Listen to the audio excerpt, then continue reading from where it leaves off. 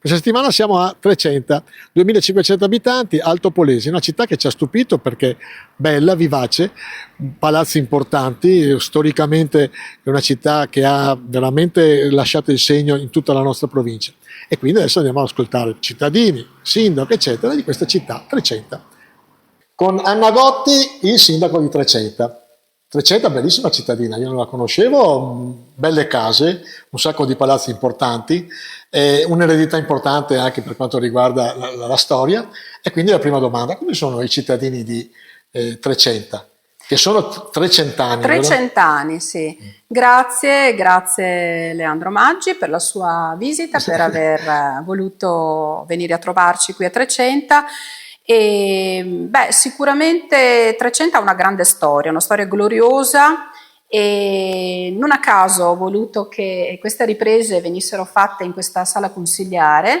Come potete vedere alle mie spalle c'è Luigi Masetti, che è trecentano di origine, è nato nel 1864, ma ha una storia incredibile, perché è stato il primo cicloturista della storia, nel senso che lui, dopo che si è trasferito a Milano, ha deciso di prendere la sua bicicletta, il bicicletto lo chiamavano, Eolo, e ha fatto un'impresa straordinaria, cioè quella di attraversare, compiere ben 7000 chilometri. La sua prima impresa è stata questa, il Viaggissimo, perché è stato poi anche sponsorizzato dal Corriere della Sera, e cioè partire da Milano e arrivare a Chicago. Quindi ha pedalato per 7000 chilometri ed è stato ricevuto niente poco di meno dall'allora presidente degli Stati Uniti, Cleveland. Quindi questa è stata una delle imprese eroiche che ha posto in essere. Poi ce ne sono tantissime, addirittura un viaggio dalle Alpi alle piramidi, un po' sulle orme di Napoleone, quindi è arrivato in Egitto, un altro viaggio lunghissimo di oltre 18.000 chilometri. Quindi diciamo che i trecentani, a mio avviso, hanno raccolto un po' l'eredità del Masetti. Io i trecentani li suddivido in due categorie: i masettiani, che sono quelli che hanno la voglia di essere pionieri, che sono curiosi, intraprendenti e hanno una visione rivolta verso il futuro. Altri invece che sono un po' più nostalgici e che girano in bicicletta guardandosi un po' alle spalle. Però ecco, sono una netta minoranza. Mariangela con il negozio di ortofrutta proprio in piazza Garibaldi, è il salotto buono questa qua di Trecenta, di no? Trecenta, sì, è la piazza proprio principale. Cosa implica fare il commerciante a Trecenta e come sono gli abitanti di Trecenta? Gli abitanti di Trecenta sono tranquilli, perché sostanzialmente sono tranquilli. Trecenta è un paesino piccolo, quindi fare il commerciante è importante, soprattutto la conoscenza diretta con i clienti, un po' si conoscono i gusti e si affronta serenamente la giornata, perché insomma la concorrenza è tanta e Trecenta è un paesino piccolo.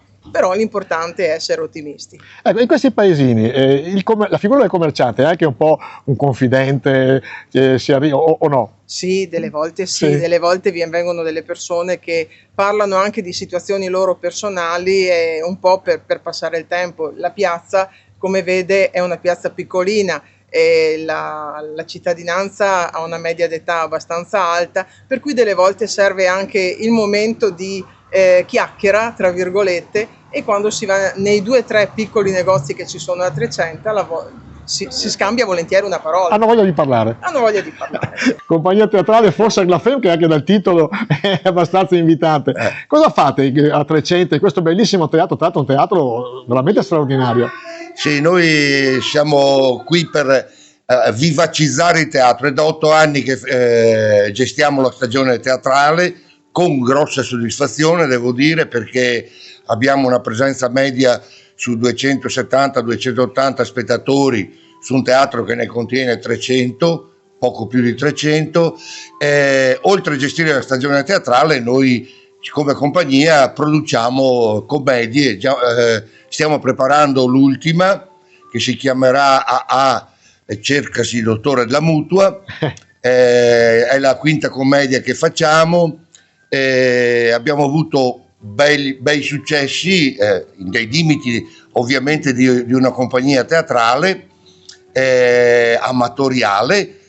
Siamo andati in giro, abbiamo recitato la nostra commedia qui, le nostre commedie qui, e questa la faremo il 28 marzo con replica l'11 aprile, perché abbiamo visto che le nostre commedie particolarmente più delle altre sono seguite, e quindi abbiamo bisogno di replicare. Naturalmente in dialetto? Naturalmente in dialetto, tutte le commedie in dialetto, una addirittura specifica. L'abbiamo fatta proprio ambientata sui gorghi di Trecenta, richiamando i nomi di tutti i gorghi. Si intitolava Il fantasma del gorgo, evocando la storia della sposa del gorgo della sposa che pare si sia suicidata in epoche remote perché non voleva sposare un ricco ed era innamorata di un povero. Ecco, non conoscendo la vostra città, la cosa che mi ha stupito è che voi non avete inflessioni ferraresi. Beh, storicamente credo sia che derivi dalle varie influenze, dalle varie dominazioni che si sono succedute. Diciamo che già la frazione di Sariano, che è a pochi chilometri dal centro di Trecenta, subisce l'influenza e l'inflessione più ferrarese, quindi il dominio degli estensi in questo caso si avverte di più, anche perché siamo un po' ai confini con... Ci spiegavano che c'era il Tartaro che divideva, certo, la Serenissima. Ecco, la Serenissima, invece noi probabilmente risentiamo più della Serenissima e le presenze, insomma, sì, ci sono, ecco, da questo punto di vista anche storico. E per questo riconoscete Rovigo come il vostro punto di riferimento? Perché in altre parti della sinistra forse sono più proiettati verso Ferrara. Sì, diciamo di sì, insomma, sia le scuole superiori, a parte che poi insomma magari farò anche cenno al fatto che anche qui a Trecenta abbiamo un istituto superiore, in genere gravitiamo più sulla capoluogo di provincia, ecco, rispetto a Ferrara, anche se diciamo siamo un po' equidistanti, perché Ferrara dista da qui dista circa 30 chilometri, e la stessa cosa più o meno Rovigo, insomma, però almeno io, ma anche tutti i miei amici, colleghi, insomma, abbiamo scelto di frequentare quasi prevalentemente i licei su Rovigo. Ecco, un'altra cosa che turista per caso io a Trecenta, belle case, un sacco di palazzi importanti. Sì. La responsabilità dell'Ascito, mi spiegavano, tra l'altro nell'Istituto Bellini avete fatto delle cose molto interessanti, delle ristrutturazioni anche importanti dal punto di vista anche economico. E quindi la responsabilità dell'Ascito se lo sente il trecentano? Il trecentano credo che abbia, come dire, l'orgoglio di raccogliere l'eredità di grandi personaggi, di grandi figure proprio importanti per la storia.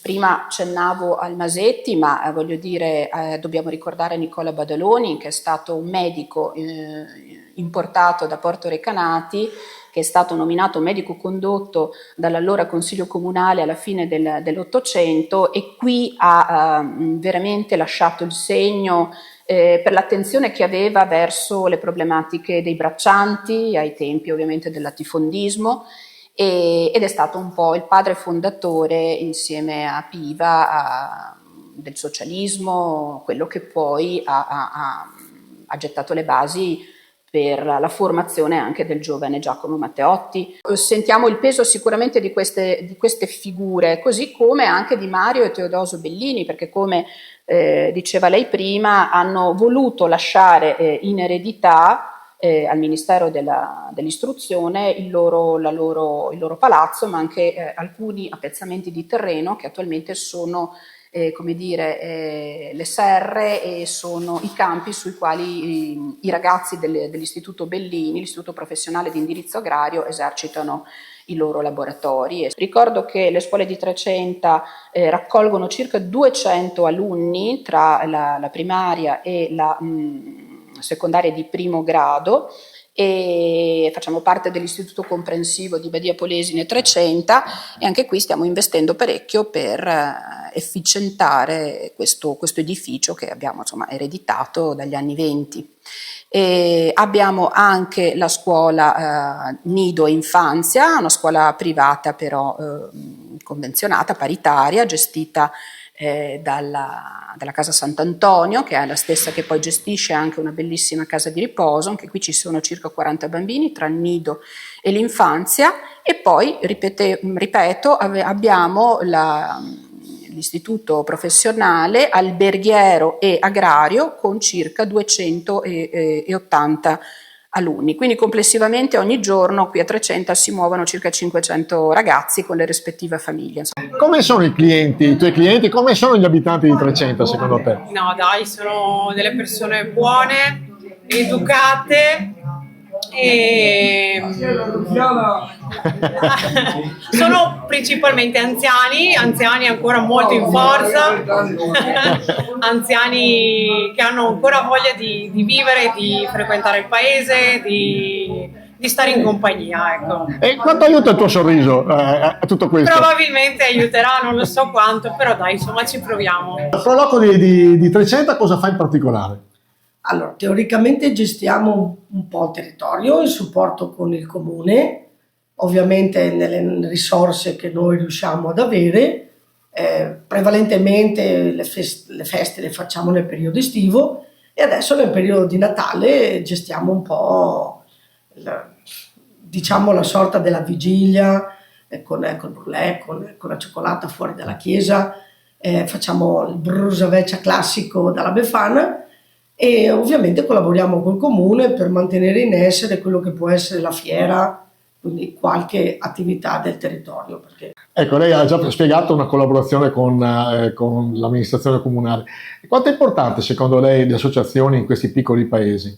100%, anche perché il volontariato è l'unica cosa che può continuare ad esistere. E voi riuscite anche ad avere un cambio generazionale, o un po' il problema che hanno tutte le Proloco? Purtroppo sì, abbiamo il cambio generazionale dei nostri figli. Cosa rappresenta la Proloco per Trecenta? Tutto. Sì, quindi è un punto di riferimento importante. È importantissimo, persone eccezionali. Tra l'altro in famiglia avete un vincitore del Festival del Salame qua di Trecenta. Certo, mio marito. E come si chiama? Scavazza Giovanni, in onore di Rodolfo Paglierini. Che è stato il maestro Nocino. Esatto, e che purtroppo non c'è più tra noi. Trecenta è anche famosa per l'ospedale. Certo. L'ospedale che sappiamo ha delle difficoltà in questo momento. Quali sono le difficoltà? Tanto per capire, perché ogni volta che andiamo, specialmente in Alto Polesine, ci dicono dovrebbe essere Trecenta punto di riferimento, invece molto spesso dobbiamo andare a Legnago, addirittura Menare, Bergantino, addirittura in Lombardia. Certo. Com'è la situazione e come si può risolvere? Allora, la situazione dell'ospedale San Luca di Trecenta è una situazione abbastanza complessa. Innanzitutto è un ospedale che è nato dopo la chiusura di 4 presidi ospedalieri, per cui doveva essere comunque il centro di riferimento per tutto l'Alto Polesine. Diciamo che nel corso degli anni c'è stato un po' un depotenziamento, e questo a me dispiace molto, anche perché al di là che lo si chiami l'ospedale di Trecenta, è l'ospedale di tutto l'Alto Polesine. E come avrà potuto vedere, poi il nostro territorio è stretto e lungo, per cui da Trecenta a Bergantino o Castelnuovo Bariano ci sono parecchi chilometri, e sarebbe necessario implementarlo proprio per creare un servizio effettivo sul territorio. E ci stiamo lavorando. Ovvio che noi come sindaci abbiamo una competenza limitata in materia di sanità pubblica. È anche vero che spesso e volentieri ci viene detto che mancano i medici e mancano gli infermieri. Io quello che dico però, partiamo da valorizzare quello che c'è, perché è un ospedale che comunque ad oggi in alcuni reparti offre veramente delle prestazioni eccellenti. Io parlo della fisioterapia, riabilitazione, abbiamo la PMA, per la quale vengono insomma da tutti i paesi, le province limitrofe e anche fuori regione. Abbiamo un punto di primo intervento che, per quanto sia criticato, comunque garantisce un servizio H24, e questo vorrei ribadirlo. Ovvio che per far sì che questo punto di primo intervento diventi un pronto soccorso a tutti gli effetti secondo quella che è la normativa e secondo quelli che sono i canoni legislativi, i protocolli medici, deve essere supportato da dei reparti che possano poi trattare le emergenze tipo cardiologia piuttosto che chirurgia e ortopedia, e questo ad oggi purtroppo, parlando anche col direttore generale, ad oggi non mi pare che possa essere garantito. Con Natalina e Franco in questa bellissima mostra di presepi. Allora, da dove nasce questa idea e quanti presepi avete portato oggi qua in questa sala? In questa sala ci sono circa 70 presepi, sono già 2 o 3 anni che abbiamo questa iniziativa, più mia che dopo ho coinvolto tutti gli altri ragazzi che collaborano insieme a me. Ecco, ma è una tradizione consolidata o è il primo anno che fate questa mostra? No, questa mostra qua è il secondo anno, però avevamo fatto ancora anni passati nella chiesa principale, Piazza San Giorgio. Ecco, l'abbiamo chiesto a tante persone che abbiamo incontrato l'importanza delle associazioni. Voi che associazione siete? No, siamo un gruppo di ragazzi, non apparteniamo a nessuna associazione. Ragazzi, è un pochino ottimistica, perché magari lui sì, però tu Natalino proprio... No, però io sono quello più anziano, ecco, no, gli altri sono tutti giovani. Siccome l'ho detto anche fuori onda prima i ragazzi, l'ho taciuto, alla seconda battuta non ce l'ha fatta tacere. No, comunque ecco, quello anziano sono me, però gli altri tutti i ragazzi giovani perché tutti a lavorare, ecco. Perciò sono disponibili solo di sera. Adesso noi facciamo un giro di questa bellissima mostra. E quando siete aperti qua?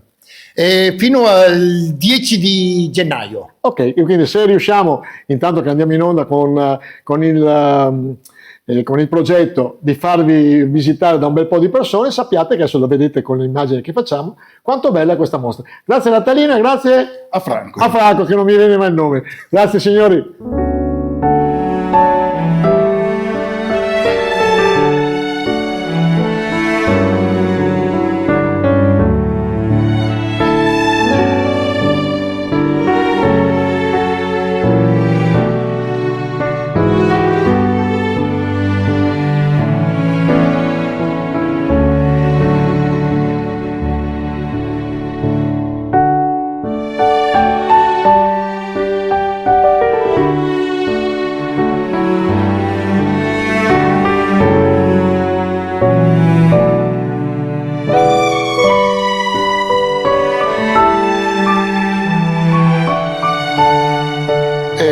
Le attività fondamentalmente sono agricole, avete qualche attività anche industriale e c'è una certa vivacità da questo punto di vista? Sì, guardi, perché che se ne dica, allora, intanto sicuramente è un territorio a vocazione agricola, ma un'agricoltura che non è l'agricoltura intesa nel senso tradizionale, cioè il piccolo contadino.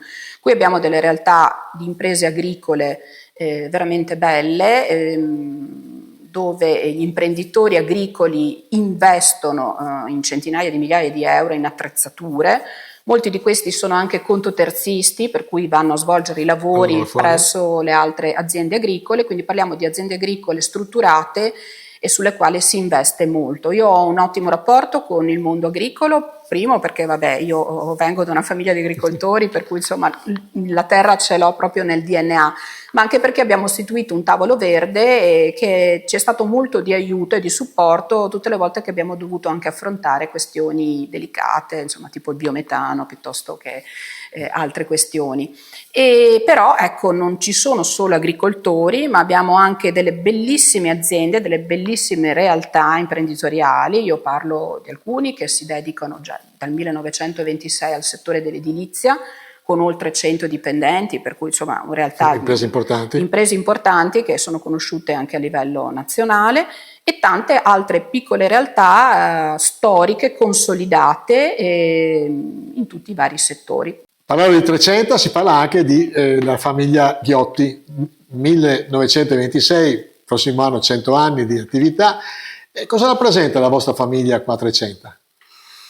Ma rappresenta un'attività abbastanza importante, un radicamento sul territorio, perché il nonno è partito nell'agosto del 26, e abbiamo la documentazione storica, probabilmente anche qualcosa prima, e siamo sempre stati legati a questo territorio, non ci siamo mai spostati con attività, eccetera. Per cui le radici. Ecco, voi avete anche molti dipendenti, quindi è un punto di riferimento importante per l'economia di Trecenta. E in queste 3 generazioni, secondo lei, com'è cambiata Trecenta? È cambiata molto, segue tutto sommato l'andamento di quella che è questa nuova vita, nuova perché noi ricordiamo gli anni 60, gli anni 70, 80, quindi un fermento importante nella crescita del territorio, un territorio radicato su se stesso. Adesso purtroppo il mondo si espande, dobbiamo essere tutti globalizzati, questa globalizzazione ci porta ad espandere. Quando si espande purtroppo si perde di vista, perché noi umani abbiamo una visione proprio materiale, quindi la nostra vista arriva fino ad un certo limite, chi un po' di più, chi un po' di meno, per cui più il mondo si allarga, più perdiamo la visione delle cose che magari sono importanti, ci sono più vicine. Ecco, lei è di 3ª generazione, ci diceva però che c'è già la 4ª generazione pronta, sua figlia, o se non sbaglio. Figli. Orgoglio? Tanto orgoglio, tanta soddisfazione. Fra 10 anni come vede Trecenta? Sicuramente fra 10 anni io spero di vedere una Trecenta più moderna, più vivace, anche se, ripeto, la vivacità c'è perché abbiamo tante associazioni sul territorio che si danno da fare, tanto volontariato, e questo mi rende orgogliosa, perché tra l'altro stiamo cercando di lavorare tutti con la massima sintonia.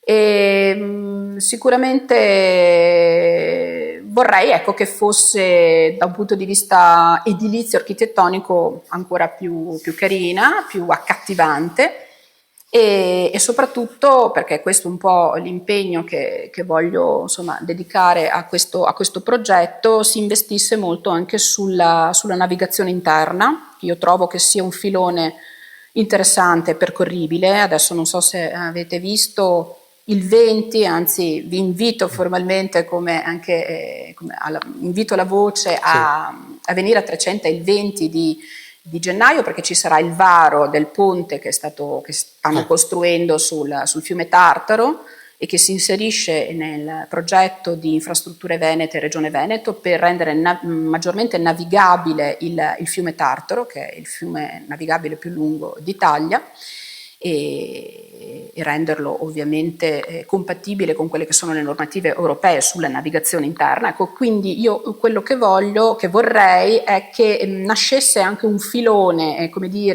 turistico, ma anche imprenditoriale, una filiera legata alla navigazione interna e quindi al turismo lento. Io vorrei che questa piccola Mesopotamia trovasse la sua massima realizzazione in un contesto verde, fatto di gorghi, fatto di fiumi e anche di palazzi. Il prossimo anno riapriranno anche Palazzo Pepoli dal 2012, dopo il terremoto, per cui credo che diventerà una piccola perla della Mesopotamia del Polesine.